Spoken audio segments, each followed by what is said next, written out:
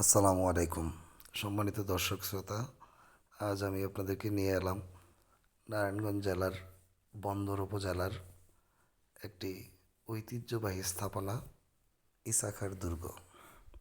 এই ইসাখার দুর্গটি বর্তমানে বাংলাদেশ প্রত্নতত্ত্ব অধিদপ্তর কর্তৃক সংরক্ষিত রয়েছে।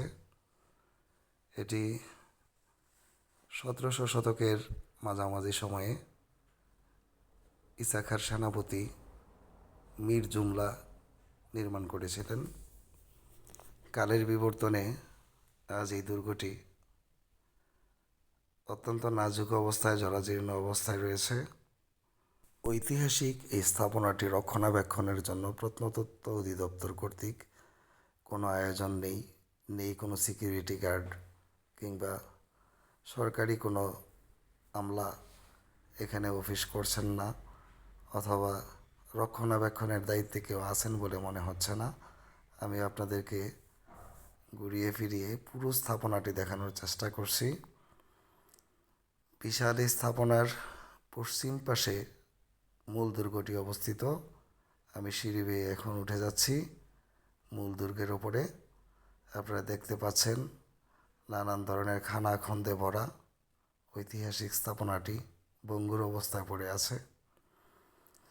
সন্ধ্যা হলে এখানে জুয়ারিদের আড্ডা নামে, নেশাখোর বখাটেদের আস্তানা জমে ওঠে।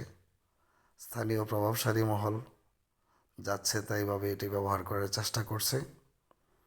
সরকারি পৃষ্ঠপোষকতার অভাবে অত্যন্ত ঐতিহাসিক গুরুত্বপূর্ণ এই স্থাপনাটি প্রায় ধ্বংসের কাছাকাছি চলে গেছে বলা চলে। ইসা খাঁর বাংলাদেশের বাংলার 12 ভূঁইয়ার একজন ছিলেন। তিনি অত্যন্ত প্রভাবশালী শাসক ছিলেন। নারায়ণগঞ্জ জেলার সোনারগাঁয়ে তিনি রাজধানী গড়ে তুলেছিলেন। সোনারগাঁ থেকে একটু পশ্চিম দিকে বন্দর উপজেলা, বর্তমান বন্দর উপজেলা। তৎকালীন সময়ে বন্দর উপজেলা বলতে কোনো উপজেলা ছিলেন না। জায়গাটির নাম ছিল সোনাকান্দা। এই সোনাকান্দাতেই গড়ে উঠেছিল এই দুর্গটি। আর এই দুর্গটির কারণেই আজ অত্র অঞ্চলের জমি জমার দাম অনেক বেড়ে গেছে। জমির দাম বেড়ে যাওয়ার কারণেই আজ বিভিন্ন প্রভাবশালী মহল জমিটি দখলে নেওয়ার চেষ্টা করছে। তবে যতখানি অবশিষ্ট রয়েছে তাতে বোঝা যাচ্ছে দুর্গটি এখনও দখল মুক্তই রয়েছে। দখলদাররা যদিও বাহিরের পরিবেশটাকে একটু নষ্ট করে ফেলেছে, ভিতরে কিন্তু অক্ষত অবস্থায় রয়েছে এখনও। অত্যন্ত মজবুত, প্রায় 3 ফিটের ওপরে দেয়াল, ইট সুরকির দেয়াল। তখন হয়তো সিমেন্টের উৎপত্তি হয়নি এই দেশে।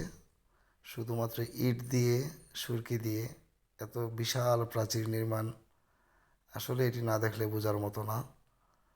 অত্যন্ত আশ্চর্যজনকভাবে তারা তৈরি করেছিলেন এই স্থাপনাগুলো। শুধু এই দুর্গ নয়, সোনারগাঁয়ে যদি আপনি যান তাহলে বাংলার পানামনগর প্রথম রাজধানী বা সেক্রেটারিয়েট ইসা খাঁর আপনি দেখলে, স্থাপনা শৈলী দেখলে অত্যন্ত মুগ্ধ হবেন। আসুন আমরা এবার এই দুর্গটির দেয়াল ঘেঁষে আমরা একটু সামনের দিকে অগ্রসর হই। ছেলেমেয়েরা খেলাধুলা করছে এখানে।